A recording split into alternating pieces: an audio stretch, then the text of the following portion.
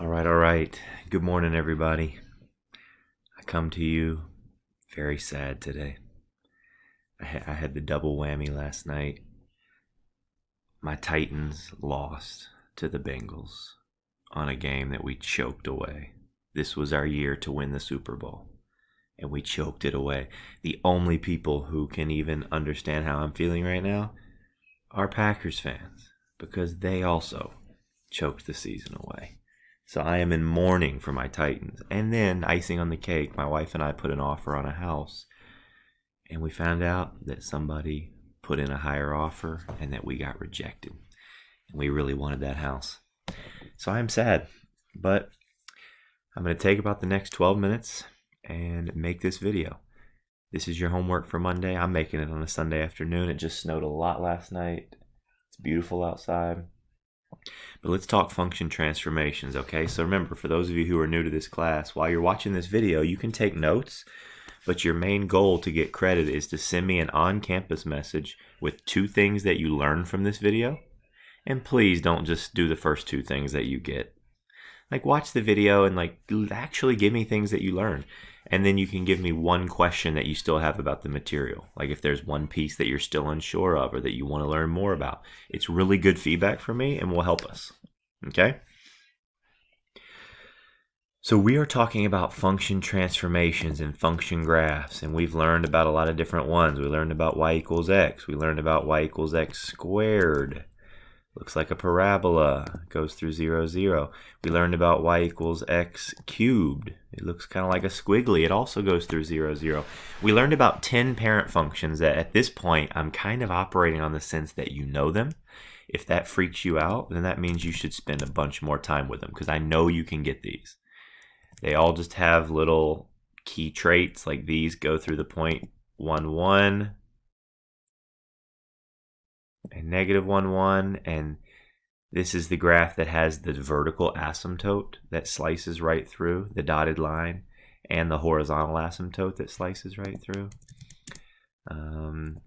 E to the x goes through the point 0, 1. Like, all of these have some key points that you need to remember, but that's not the point of this video. The point of this video is to quickly review vertical and horizontal shifts, but then I'm going to add something new, and that is x-axis reflections and y-axis reflections. Okay, so let's just do like a couple of these, and I'll just try to give you some tips and tricks. Let's do number 3. I think it'll help for you to see me graph number 3. So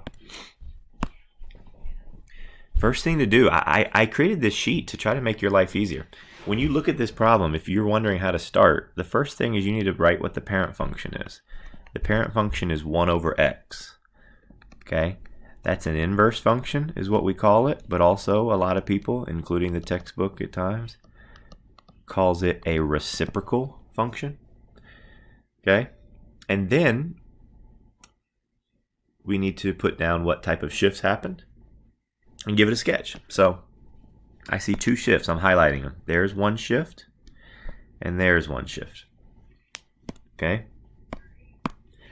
This plus 2 that is on the outside of the function, that is sending the graph up 2 units.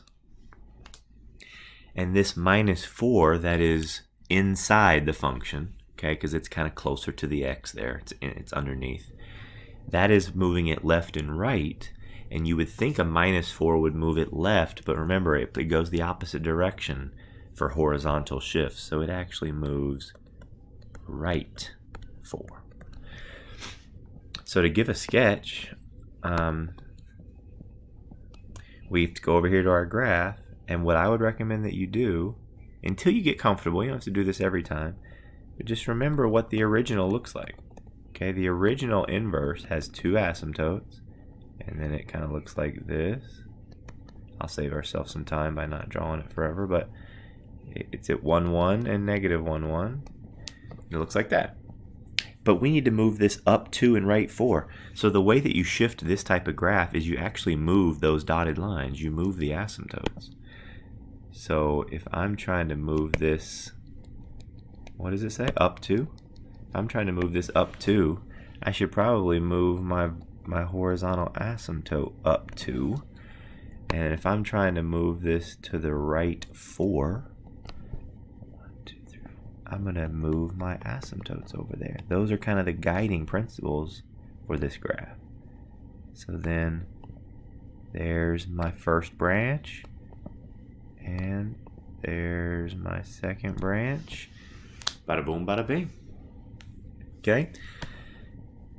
Identify the graph. What are its shifts looking like? Make it come to life. Let's do number 4. Identify the shifts. The parent function is e to the x. The function name is exponential. I know that the original goes through 0, 1 and has a horizontal asymptote through the x-axis. So there's the original.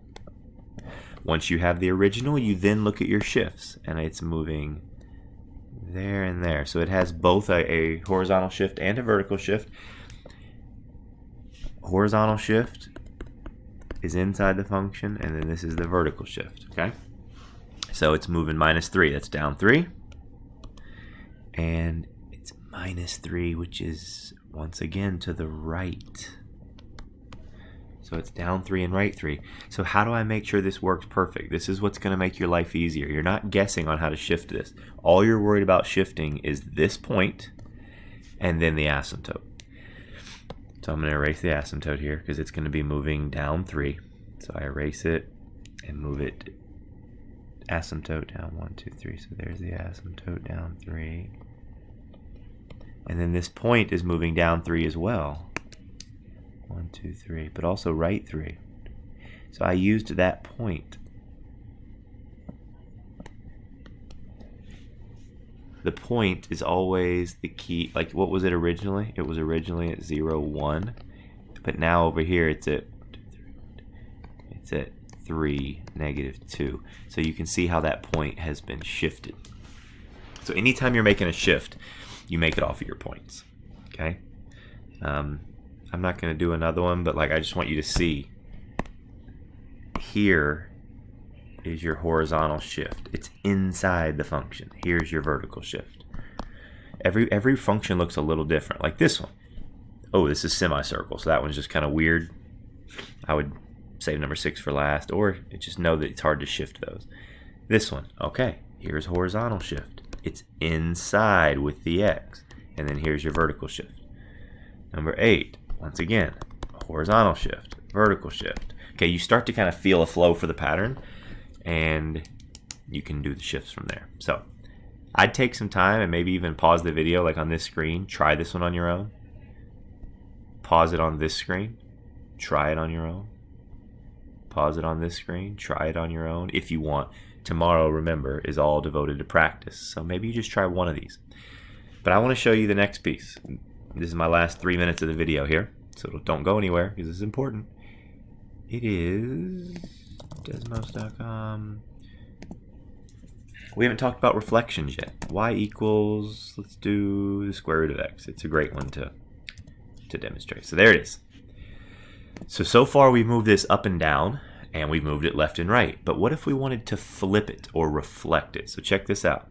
I am going to put a minus sign in front of it and make it negative, and that is going to do something to our graph. Watch what it does.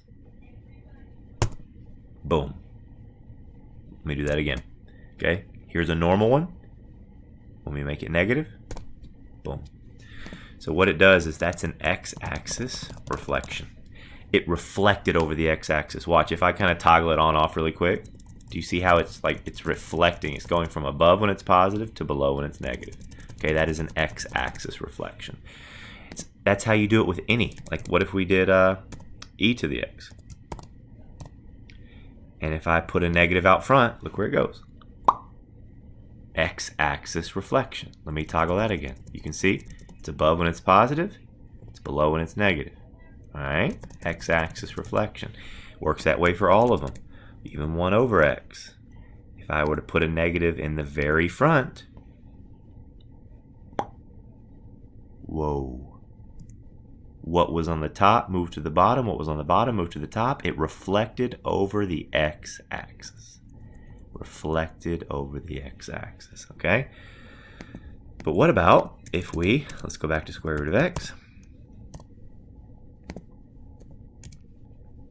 What if we put the negative on the inside? I think you already can guess, because I think you just saw me accidentally do it there. Look what it's going to do. Boom. Let me take that back. Boom. What type of reflection is happening here? That, I hope you said it under your breath or in your head, is a y-axis reflection. So when you put a negative on the inside, it reflects it over the y-axis. Okay?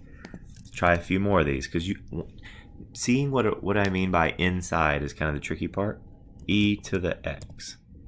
If I put a negative out front, it's an x-axis reflection, but if I put a negative up inside the function next to the x, that's where it does a y-axis reflection. Okay, notice the placement. What about 1 over x again?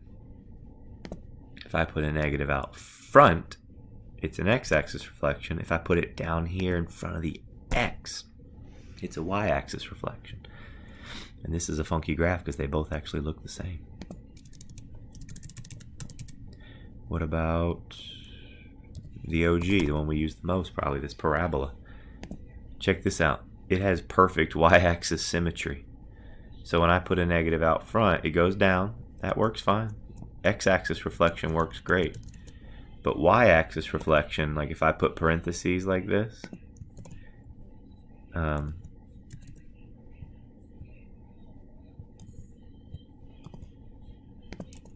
what is going on? Parenthesis x raised to the second power. There we go. If I put a negative inside, it doesn't change. It's because it already has perfect y-axis symmetry. The y-axis cuts that graph right in half. Okay? So in conclusion, if you have a function, let's just call it, what's one we haven't used yet? Let's go, the natural log. We haven't used that one that much. It's kind of scary, but just remember it's got a key point at 1, 0. If I want to flip that over the x-axis, which is right here, x-axis is horizontal. If I want to almost reflect it like a mirror over the x-axis, I would put the negative out front. Boom.